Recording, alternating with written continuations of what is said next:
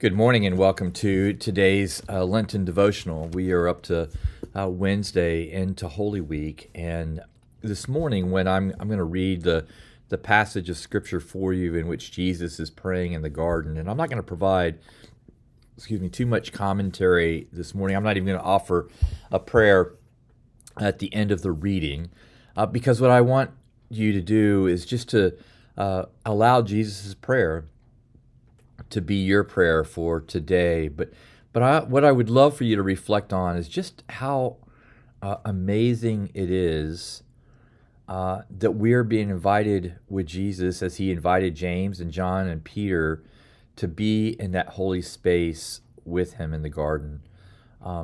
The opportunities that I have as a pastor to come alongside of somebody in their midst of angst or their worry or the uncertainty, and just to be present without having to say a word, and to picture that the creator of the universe, the one who calmed the seas, the one who cast out the demons from Legion, the one who took the bread and fed the 5,000, is also willing to invite the disciples to come and observe him in a place of extreme vulnerability, in a place that truly shows his full humanity.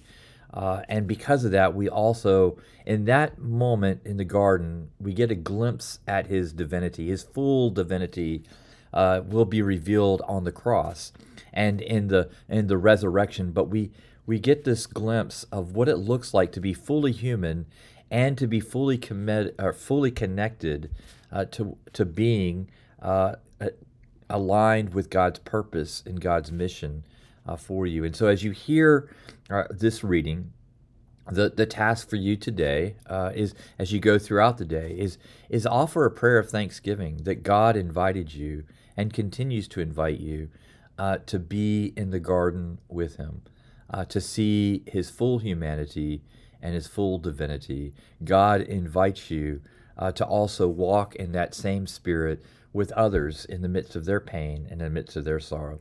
So I'll be reading from the Gospel of Matthew. We've been going through the Gospel of Matthew during this Lenten time, the 26th chapter, beginning at verse 36. And just a reminder at the end, I won't be offering a prayer today because I want this to serve as a prayer for you. Then Jesus went with his disciples to a place called Gethsemane, and he said to them, "Sit here while I go over there and pray." He took Peter and the two sons of Zebedee along with him, and he began to be sorrowful and troubled. Then he said to them, "My soul is overwhelmed with sorrow to the point of death. Stay here and keep watch with me."